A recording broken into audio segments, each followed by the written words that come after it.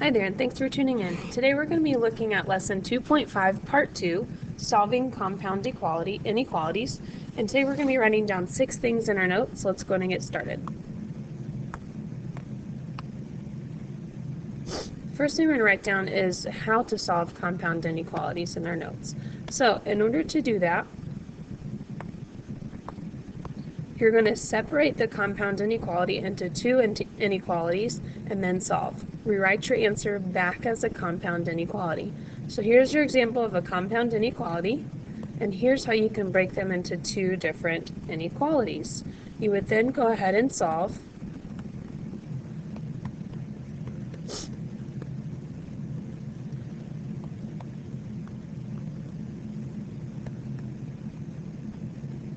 And then you would rewrite it as a compound inequality as your answer. So I would just bring these 2 together. So negative 2 is less than x, which is less than 5. Okay, so we're going to go ahead and pause the video here so you can write this down in your notes, and once you're done, click play to see what happens next. So here's one that you're going to try. So you're going to solve it and then graph the solution. So let's go ahead and pause the video here so you can try number 2 on your own, and once you're done, click play to check your work. Okay, so the first thing you want to do is rewrite the inequalities separately.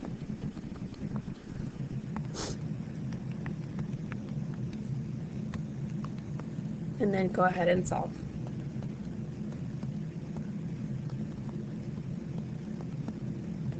I am going to have to divide by a negative 2 here, which means my inequality symbol will be reversed, and the same thing will happen over here.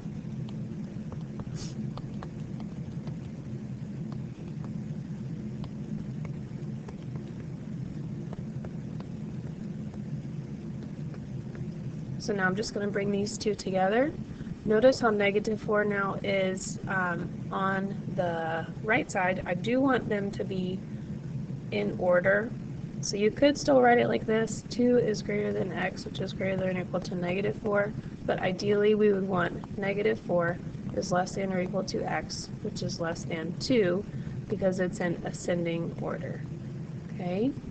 To graph these, you just look at the individual inequalities. It says x is greater than or equal to negative 4, which is a closed circle pointing to the right, and then x would be less than 2, which is an open circle pointing left. So really your graph is going to be like this. Okay, here's number 3. Again, let's go ahead and pause the video. This one is already separated for you because it's an or. So all you have to do is just solve them separately and then graph them like they should be. Go ahead and try. Alright, so first thing is I wrote down my inequalities.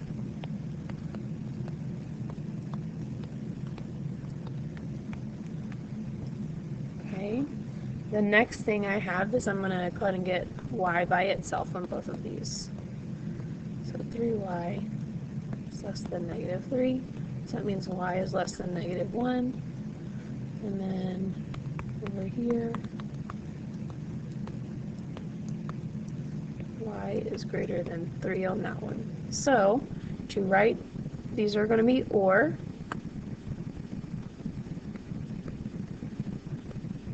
Because they will not overlap.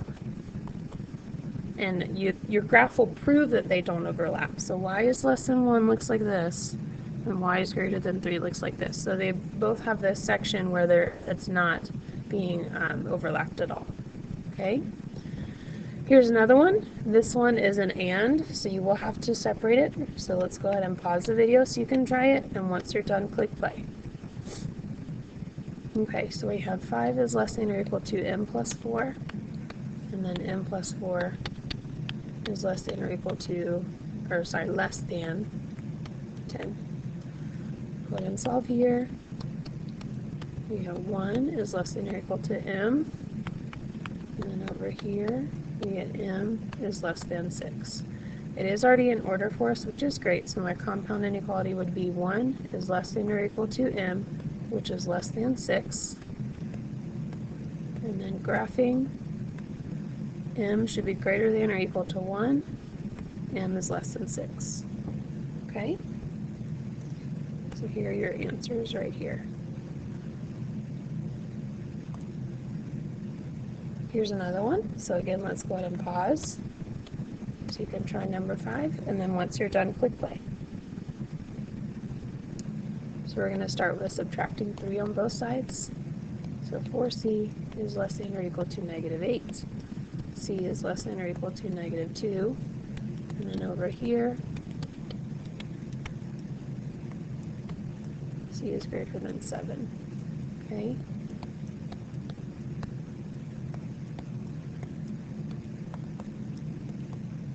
So we have less than or equal to 2, closed circle pointing left, greater than 7, open circle pointing right. All right? Here's the last one. Go ahead and click pause so you can try it. And I'm going to show you a different way to try some of these compound inequalities once we're finished.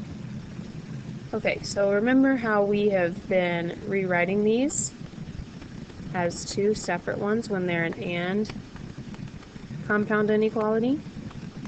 There is one additional way that you can try this, and that would be, I'm going to show you that way here, where you keep them together. So I'm going to -3 to start, but when I'm -3 to one side, I have to -3 to all sides.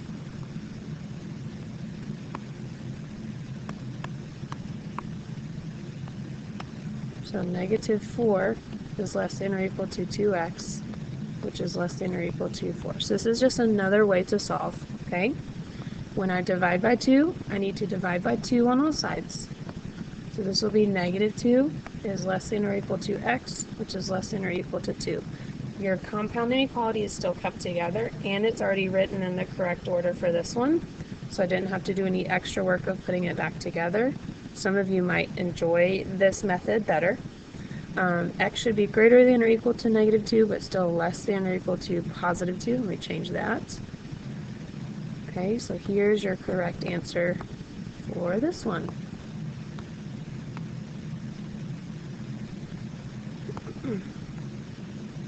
Okay, so this is just an additional method to try. The only trick is you need to remember whenever you multiply or divide by a negative, you need to flip that inequality symbol. Okay? That's going to be all for these notes for today. I can get my slide to go on. So just make sure you have those 6 things written down. Thanks so much for tuning in, and we'll catch you next time.